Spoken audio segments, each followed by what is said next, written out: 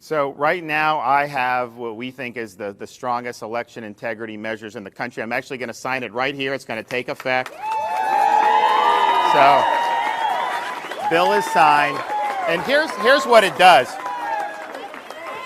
If you look, here's what it does. Now, we've always had voter ID. We're making sure we're enforcing voter ID. Look, you have to show a picture ID to do all these other things in society, clearly voting. We're also banning ballot harvesting. We're not going to let political operatives go and get satchels of votes and dump them in some Dropbox. We're also prohibiting mass mailing of balloting. We've had absentee voting in Florida for a long time. You request a ballot, you get it, and then you can mail it in. But to just indiscriminately send them out is not a recipe for success. We're increasing transparency even better. In Florida, we track the votes coming in real time. Not the results, but we know who's voting, what your registration is, and we follow the turnout. So that when the election's over, we know the universe of votes that have been cast, and it makes it so that someone can't dump 100,000 votes 2 or 3 days later. Then finally, we're prohibiting private money from basically running the elections, like these Zuckerbucks that they were doing in all these different parts of the country.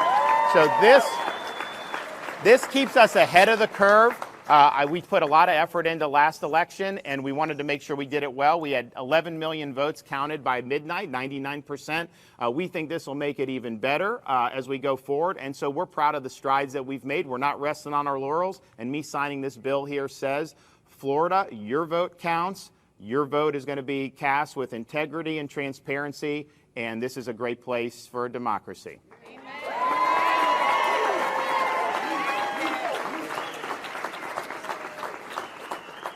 So the Dropboxes were, look, I'm not a fan of Dropboxes at all, to be honest with you, but the legislature wanted to keep them, but they need to be monitored. You can't just leave these boxes out where there's no supervision, where they're in all hours of the night. So the Dropboxes will be available only when they're monitored and during regular voting hours. And I think that's the appropriate way to do it.